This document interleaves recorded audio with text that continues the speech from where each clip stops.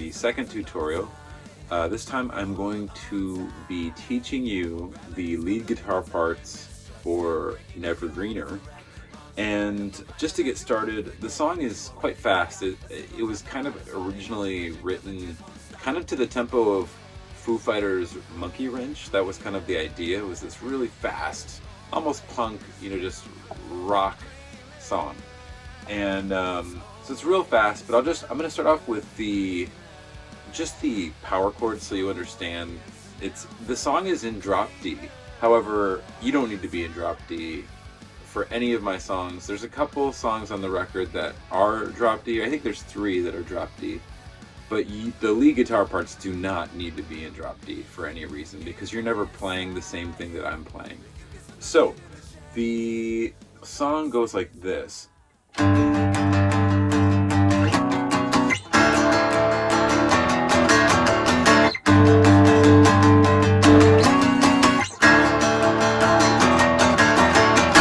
So there's that thing right there, right?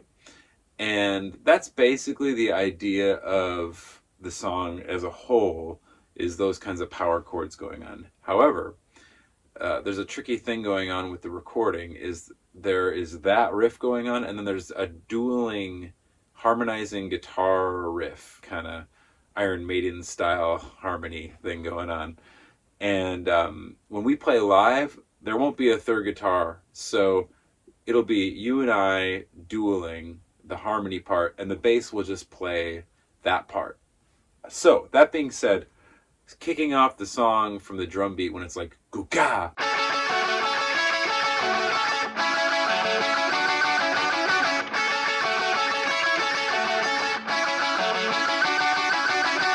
So, I play...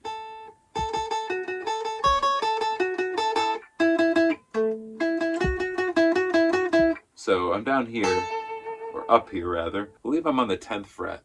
I might be wrong, but...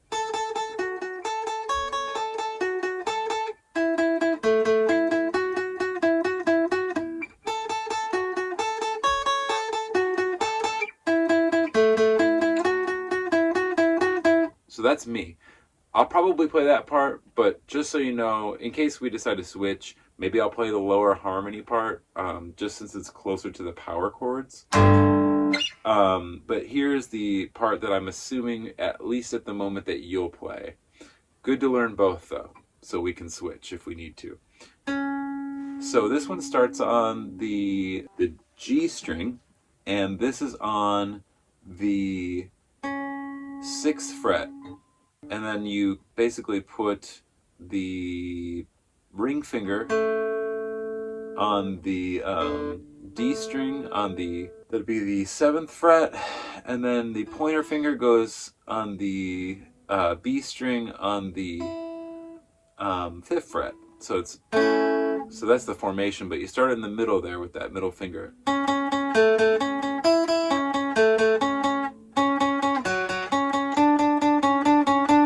So that's the low harmony that's going on.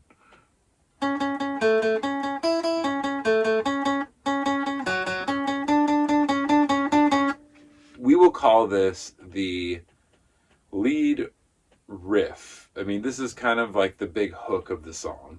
This happens 3 times in the whole song. It happens once at the very beginning, from the 0 mark to 10 seconds into the song. Then it happens again right after the first chorus, going into the first verse at 52 seconds in to a minute and 2 seconds in.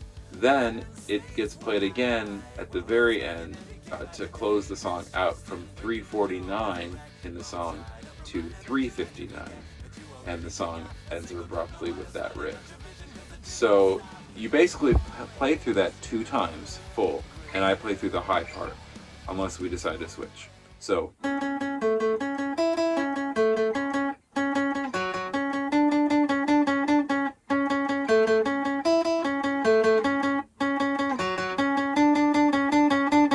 that's, you do it twice, and that happens 3 times in the song.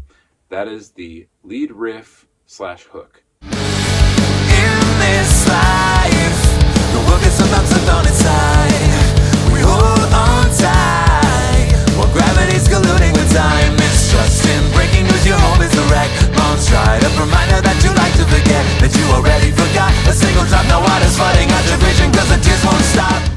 so after the lead hook riff part, you just kind of build feedback. You can figure out how to do it. I have it on the stems. It can be unique to the live performance. It doesn't have to be exactly what was done on the recording. But kind of just do feedback, and I don't play anything. I let the one first guitar chord ring, and then the bass just takes over while it rings out. It just goes like that. So it's like, in this life, you know. So the bass is really just doing its thing with the drums. It's just the rhythm section. That first guitar chord just ringing out, and you creating some feedback until we get to the second half of both verses. And that's where I don't do a single thing at all except for sing, but you come in with this kind of what I'm going to go ahead and call this dissonant verse guitar chord part. Yes, so you'll come in about halfway through when it goes, it's kind of like the catchiest part to me, this just in, breaking news, your home is a wreck. And this just in, breaking news, your home is a wreck. Mom's tried a reminder that you like to forget, that you already forgot a single time. Now water's flooding out your vision, cause the tears won't stop. That part of the song, I guess that's almost like a pre-chorus, and you'll come on over that with just these down beats, these just straightaways, and the chord is down here. It's all the way on the 16th fret on the G string, 16th fret. B string is on the 14th fret with the pointer finger. So you have the ring finger, pointer finger, and then on the very high E string, that would be the 17th fret, I believe. 16, 14, 17, I'm pretty sure. So that's what it'll sound like, the chord, if you were to ring it out. You're just going to go. So it's like 8 times each bar or whatever. It's like, this just in, breaking news, your home is a wreck.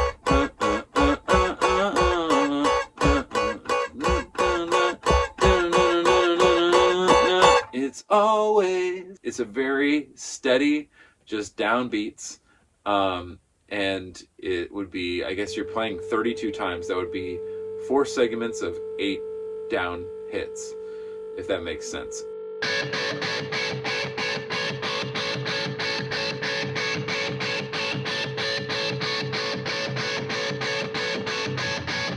So this part will be going on twice in the song. It will be going on the 2 verses, which the first one you'll be playing from 21 seconds in till 30 seconds in before the chorus hits. And then later on the second verse, you'll be coming in at 112 to 122 in the song. And those are the only times that you do that part. And then you'll break into the chorus from there, which will be a high octave part that we'll get into. Tears won't stop, it's always never greener. It's always never greener. It's always never greener. It's always never greener. All right, so we just did the, I guess, dissonant verse parts. Those will lead straight into what I'm calling the high octaves for the choruses. So the chorus high octaves. Now normally when I play octaves, a lot of people, or at least, play them on the, where you're, you know, lower. But these are higher. And which means they're not just 1 fret of space in between those 2 fingers. It's going to be 2 full frets. So you're going to start on the 11th fret and then 14th fret with the pinky.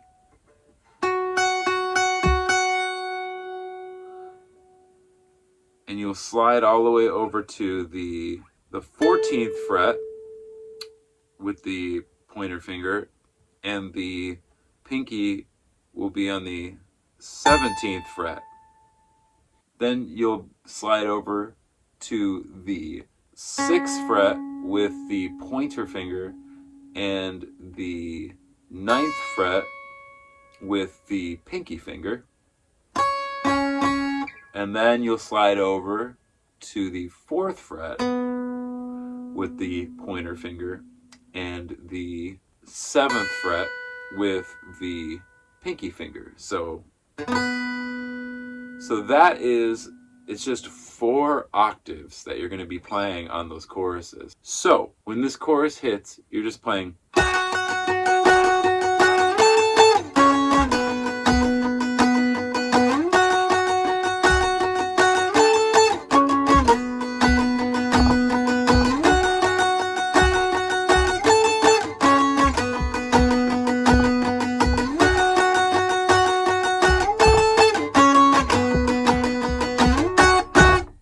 And that's the whole part. So you're basically playing through those 4 octaves 4 times on the choruses, which is what I just did, and then it ends with that.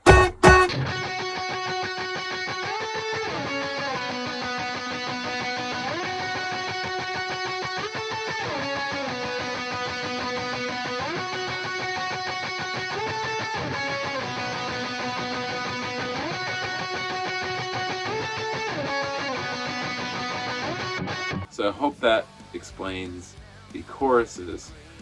This will go on exactly as played just now at 31 seconds in the song till 51 seconds in the song for the first chorus. Then it will come back for the second chorus at 1 minute and 23 seconds and go till 1 minute and 42 seconds in the song.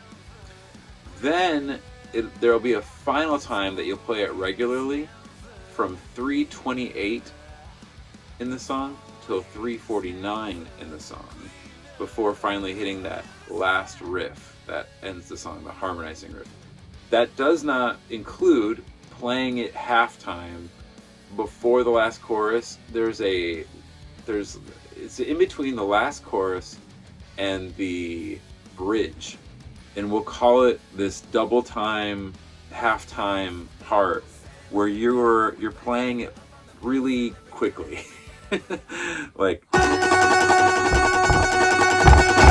like that. It's always never greener. It's always never greener. It's always never greener. It's always never greener. When I'm singing the song like that final like third octave up, I guess, because the song's normally like kind of lower, mid-range, whatever, and then it goes really low on this really quiet part where it's just me and the guitar basically and the cymbals with some bells on the recording. But then it goes to that really high part. So that part is the same thing, but it's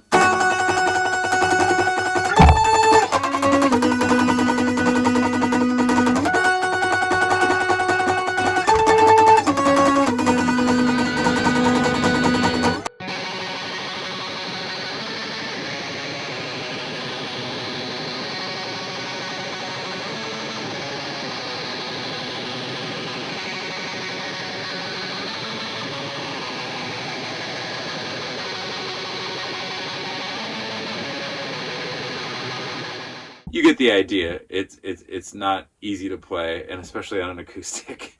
So hopefully that helps. That is from 3 minutes and 8 seconds to 3 minutes and 28 seconds, and you'll be playing it 4 times through, just like you play all the choruses. Again, that's coming off the bridge into the last chorus before you'll end up playing the part regularly and easier, all those high octave parts. So I hope that helps.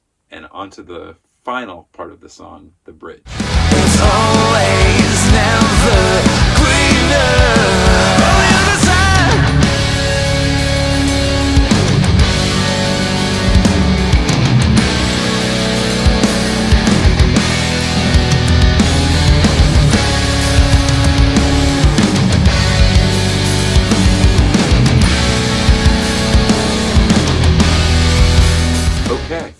you've made it pretty far. This is the final part. This is what I call the bridge octaves.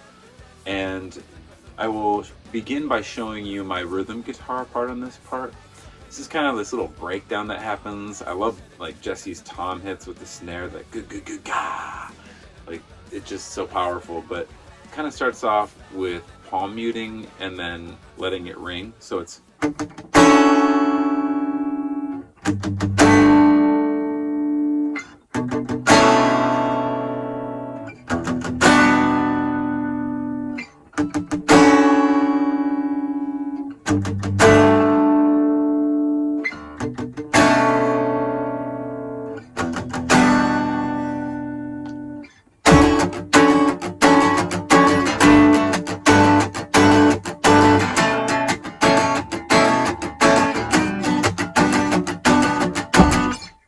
that whole thing going on. I just wanted to show you the stripped down version on my guitar, what I'm playing, so that you know what you're doing now with octaves. And now these octaves, I know I kind of just stuck to the normal uniform way of doing them.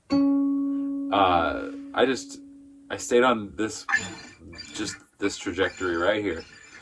And it's kind of a pain to do it this way. You can do it a different way if you want to. You can bring it down to the other string and do 4 using the 4 frets instead of the 3 or whatever. But I just liked it this way because it got a very consistent sound on the recording. And I just found it easier in my own way, but I'm a weirdo. So anyway, I digress. You're playing from... Those are your 4, so... It starts off using the A string. Okay, so you're going to start off with your pointer finger using the A string. You're going to be on the 16th fret. If you want to use the ring finger, you can. I use the pinky finger, and I put that on the 18th fret with the G string on the G string. And you're just going to use this formation the whole way down the neck. And it's going to go from that position to the 9th fret with the pointer finger, and then the pinky on the 11th fret with the G string. And then going back up, you're going to be going to the 12th fret with the pointer finger, and the pinky remaining on the 14th fret. And then it lands on the 2nd fret with the pointer finger and the 4th fret for the pinky finger. So those are your chords. I then palm mute. I do the same exact pattern that I did with those chords, those da-da-da-da. So I'm like...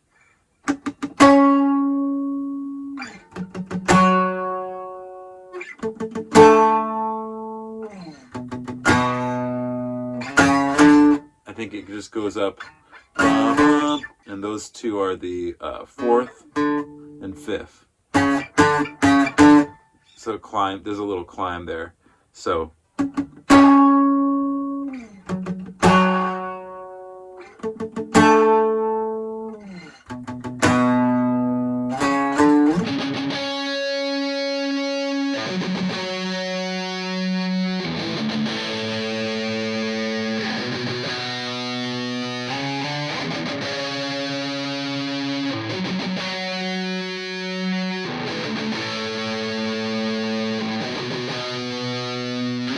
I think it just does that twice through. That part goes from 1:43 in the song to 2 minutes and 3 seconds. That palm muted kind of breakdown part. Then the song picks up from 2:04 to 2:24 with this jagged rhythm, what I would call it. You're gonna go...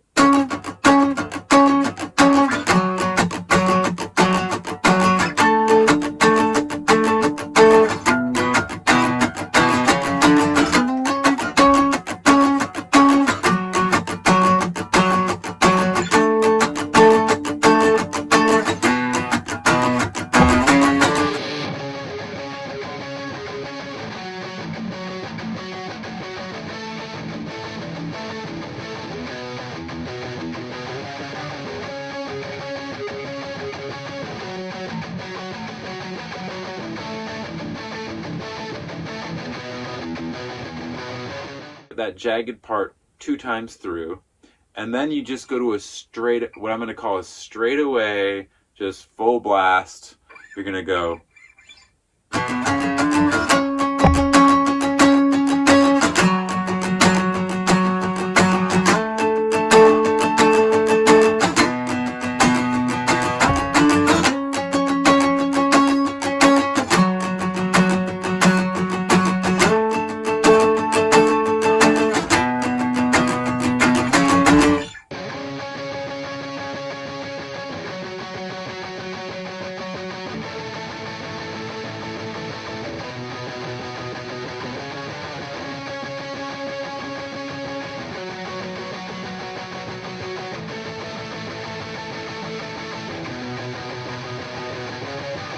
And then there's just this pause where I come in, and you don't have any more parts to learn now, because that was from 225 in the song to 244 in the song.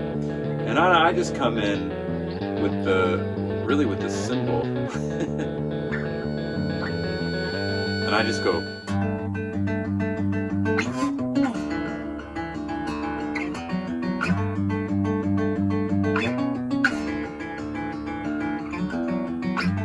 And while I'm doing that, you can kind of come in and build some feedback if you feel like it. There's also a bell line that's going on in the song.